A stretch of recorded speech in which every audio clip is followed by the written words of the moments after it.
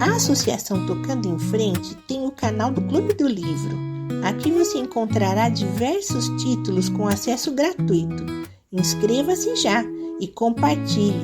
Seja bem-vindo e boa leitura!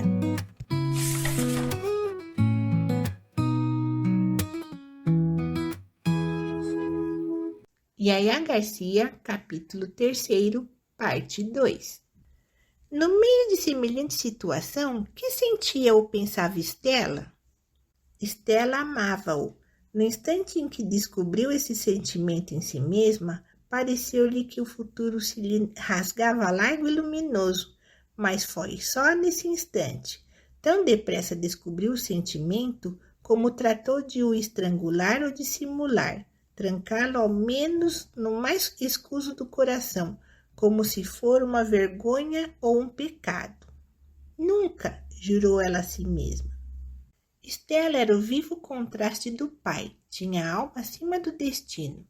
Era orgulhosa, tão orgulhosa que chegava a fazer da inferioridade uma auréola. Mas o orgulho não lhe derivava de inveja impotente ou de estéril ambição. Era uma força, não um vício. Era o seu broquel de diamante, o que a preservava do mal, como o do anjo de Tasso defendia cidades castas e santas. Foi esse sentimento que lhe fechou os ouvidos às sugestões do outro.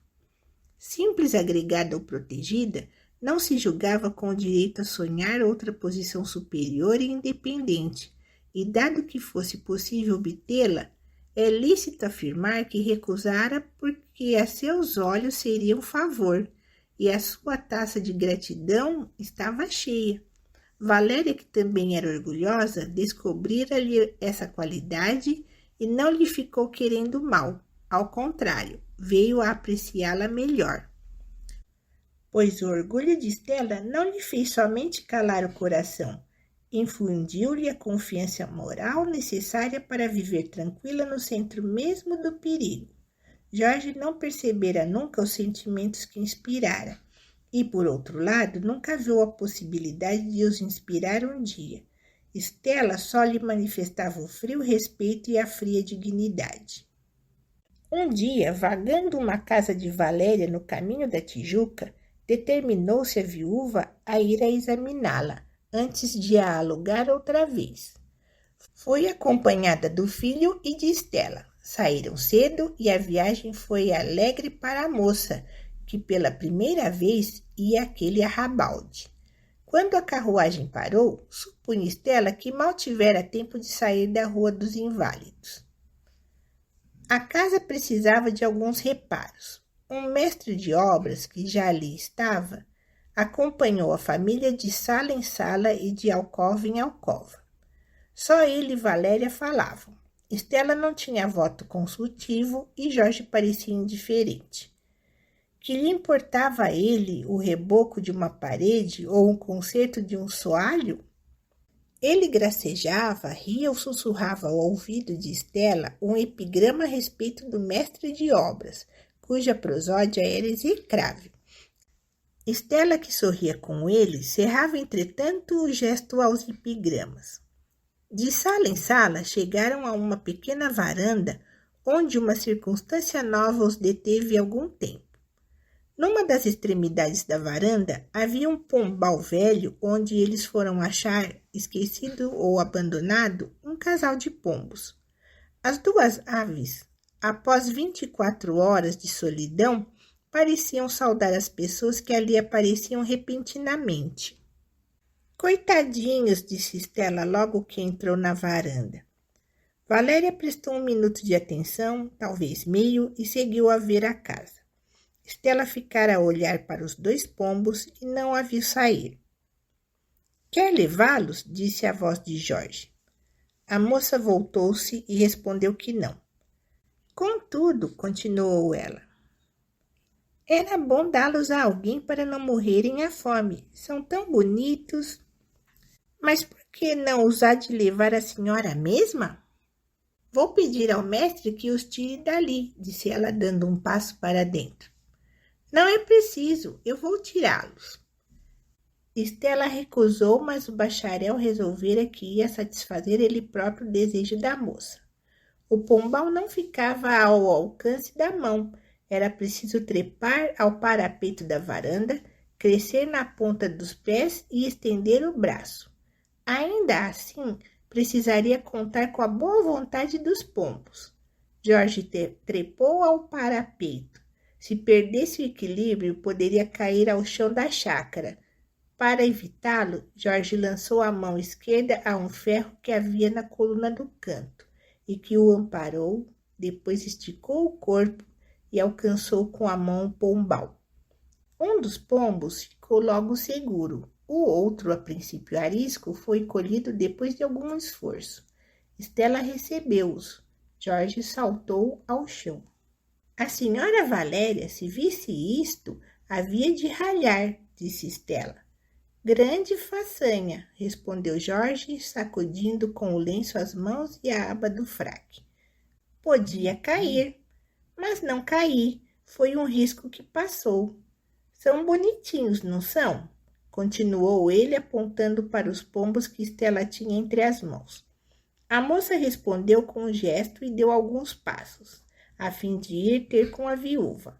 Jorge deteve-a, metendo-se entre ela e a porta. Não se vá embora, disse ele. Que é? Perguntou Estela, erguendo tranquilamente os grandes olhos límpidos. Disfarçada. Estela baixou silenciosamente a cabeça e buscou dar outra volta para entrar na sala ao pé. Jorge, porém, interceptou-lhe de novo o caminho. Deixe-me passar, disse ela sem cólera nem súplica. Jorge recuara até a porta, única das 3 que estava aberta. Era arriscado o que fazia, mas além de que Valéria e o mestre estavam no pavimento superior, ele ouvia-lhes os passos. Perdera naquela ocasião toda a lucidez de espírito. Era deserto o lugar e, naturalmente, seria longo o tempo de que poderia dispor para lhe dizer tudo.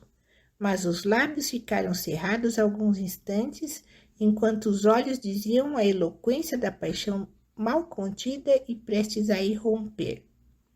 Não insistiu Estela, mas ficou diante dele, quieta e sem arrogância, como esperando ser obedecida. Jorge quisera suplicante e desvairada. A tranquilidade feria-lhe o amor próprio, fazendo-lhe ver que o perigo era nenhum e revelando, em todo caso, a mais dura indiferença. Quem era ela para o afrontar assim? Era a segunda vez que formulava essa pergunta. Tinha-a feito nas primeiras auroras da paixão. Dessa vez a resposta foi deplorável. Gravando os olhos em Estela, disse com voz trêmula, mas imperiosa. Não há de sair daqui sem me dizer se gosta de mim. Vamos, responda. Não sabe o que lhe pode custar esse silêncio? Não obtendo resposta, continuou depois de alguma pausa. É animosa. Saiba que posso vir a odiá-la e que talvez já a odeio. Saiba também que posso tirar vingança de seus desprezos e chegarei a ser cruel se for necessário. Estela suspirou apenas e foi encostar-se ao parapeito a olhar para a chácara. Era sua intenção não irritá-lo com a resposta seca e má que lhe ditava o coração, e esperar que Valéria descesse. Entretanto, na posição em que ficara, tinha as costas voltadas para Jorge, circunstância que não era intencional, mas que pareceu a este um simples meio de lhe significar o seu desdém. A irritação de Jorge foi grande. Após uns 2 ou 3 minutos de silêncio, Jorge caminhou na direção do parapeito, onde estava Estela, com a cabeça inclinada, a beijar a cabeça dos pombos que tinham encostados ao seio. Deteve-se sem que a moça mudasse de posição. Contemplou-a ainda um instante. E se Estela olhasse para ele, veria que a expressão dos olhos era de respeituosa ternura e nada mais. Esse instante, porém, voou depressa e com ele a consideração. Inclinando-se para a moça, Jorge falou de um modo que nem a educação nem a índole, mas o despeito explicava. Por que há de gastar com esses animais uns beijos que podem ter melhor emprego? Estela estremeceu toda e ergueu para o moço uns olhos que fuzilavam de indignação. Já não estava pálida, mas lívida. Estupefata, não sabia que dissesse ou fizesse, e, infelizmente, não sabia também que a pergunta de Jorge, por mais ofensiva que lhe parecesse, não era ainda a máxima injúria. Não era. Jorge tinha uma nuvem diante de si, através da qual não podia ver nem o seu decoro pessoal, nem a dignidade da mulher amada.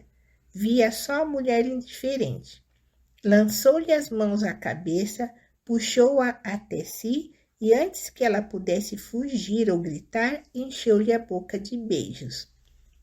Soltos com o movimento, os pombos esvoaçaram sobre a cabeça de ambos e foram pousar outra vez na casinha de pau, onde nenhuma fatalidade moral os condenava àquele amor sem esperança, àquela cólera sem dignidade. Estela sufocara um gemido e cobrira o rosto com as mãos. Ouviam-se as vozes de Valéria e do mestre que se aproximavam. Jorge teve um instante de incerteza e hesitação, mas a reação operara-se. E, além disso, urgia apagar os vestígios daquela cena de maneira que os não visse a viúva. Aí vem mamãe, disse ele baixinho a Estela. Não tive culpa no que fiz, porque gosto muito da senhora. Estela voltou-se para fora e enxugou o rosto. Daí a pouco entraram Valéria e o mestre.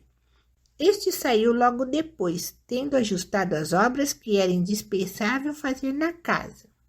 Valéria, irritada com a vista dos estragos que encontrou, criticava o desleixo dos inquilinos. Só depois dos primeiros instantes reparou que nenhum dos dois lhe respondia nada. Jorge parecia acanhado e Estela triste. Posto houvesse enxugado as lágrimas, Estela tinha o rosto desfeito e murchos os belos olhos. Jorge não ousava olhar para a mãe nem para Estela. Olhava para a ponta dos botins, onde ficava um pouco da caliça do parapeito. Tinha as mãos nas costas e estava arrimado a um portal. Valéria reparou na atitude dos dois, mas, como possuía a qualidade de dissimular as impressões, não alterou nem o gesto nem a voz. Os olhos é que nunca mais os deixaram. Daí a nada, meteram-se no carro. Era tarde. A viagem foi quase inteiramente silenciosa. Pelo menos, só Valéria disse algumas palavras. Chegando à Rua dos Inválidos, a viúva suspeitava que alguma coisa havia entre os dois, e grave. Todo aquele dia meditou nos meios de conhecer a natureza e os pormenores da situação, e nada achou melhor do que interrogar diretamente um deles. Jorge saíra de casa logo depois e não voltou para jantar. Estela não sorriu em todo esse dia e quase não falou. Não foi preciso interrogá-la. Logo na seguinte manhã, acabando de levantar-se, entrou-lhe Estela na alcova e pediu alguns minutos de atenção. Expôs-lhe a necessidade de voltar para casa. Estava a moça, devia ir prestar ao pai os serviços que ele precisaria de alguém e tinha o direito de exigir da filha. Não era ingratidão, acrescentava. Levaria dali saudades eternas. Voltaria muitas vezes. Seria sempre obediente e grata. Cedia somente à necessidade de acompanhar o pai. Esse pedido confirmava a suspeita de Valéria, mas só esclarecia metade da situação. A retirada de Estela era um meio de fugir a Jorge ou de lhe falar mais livremente? Valéria tratou de perscrutar o coração da moça, dizendo-lhe que a razão dada era insuficiente e que alguma causa oculta a movia. Depois recordou-lhe a amizade que lhe tinha e a confiança a que Estela não devia faltar. Vamos lá, disse ela, confessa tudo. Estela afirmou que nada mais havia, mas, insistindo a viúva, respondeu curvando a cabeça, o que importava meia confissão. Valéria lutou ainda muito tempo, empregou a brandura e a intimidação, mas a moça não cedeu mais nada. Bem, disse a viúva, faça-se a tua vontade. Foi assim que Estela, ao cabo de algum tempo de residência na casa de Valéria, regressou à casa do pai, na rua de Dona Luísa. O senhor Antunes ficou desorientado com a notícia. Disse que vivia perfeitamente só. Achou pouco decoroso e menos justo o procedimento de Estela em relação à viúva do desembargador. Gastou largos conceitos que lhe não aproveitaram, porque Estela não recuou da resolução, nem a viúva tentou dissuadi-la. A separação não valia nada, ou valia coisa pior. Fez recrudescer o amor de Jorge, por isso mesmo que entre um e outro rasgava espaço a imaginação. Duas forças reagiram no coração do rapaz, o obstáculo que tornava mais intenso o amor e o remorso que o fazia mais respeitoso. Nenhum ressentimento lhe ficara da resolução de Estela. Sentia-se culpado e, mais ainda, sentia-se vítima da fuga da moça. Nem tudo isso seria efeito somente da paixão. Cabia uma parte de influência à severidade do caráter de Estela, que acabou por incutir no espírito de Jorge ideia diferente da que ele a seu respeito fazia. Valéria descobriu pouco e pouco a ineficácia do remédio que aceitara. Estava certa da paixão do filho e via que, longe de expirar, entrava pela vida adiante, menos estouvada talvez, mas não menos sincera e profunda. Soube que Jorge frequentava a casa da rua de Dona Luísa, estremeceu pelo futuro e cogitou no modo de estrangular as esperanças em flor. Ou ela já o ama, ou pode vir a amá-lo, dizia consigo. Valéria encarava os dois desenlaces possíveis da situação se a moça lhe amasse o filho. Ou seria a queda de Estela, que a viúva estimava muito, ou o consórcio dos dois, solução que lhe repugnava os sentimentos, ideias e projetos. Jamais consentiria em semelhante aliança, urgia pronto remédio. Voltou energicamente ao projeto de casar o filho com Eulália e o intimou a obedecer-lhe. Jorge começou resistindo e acabou dissimulando, mas o artifício não iludiu a mãe. Valéria chamou logo em seu auxílio a jovem parenta.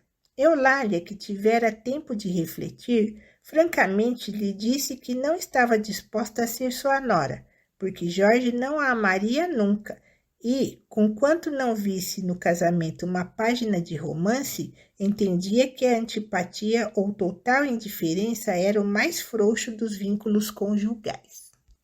Desamparada desse lado, a viúva cogitou então a viagem à Europa, e quando ele lhe a recusou, recorreu à Guerra do Paraguai. Não sem custo, lançou mão desse meio, violento para ambos, mas uma vez adotado, luziu-lhe mais a vantagem do que lhe negrejou o perigo. Assim foi que de um incidente comparativamente mínimo resultara aquele desfecho grave e de um caso doméstico saía uma ação patriótica.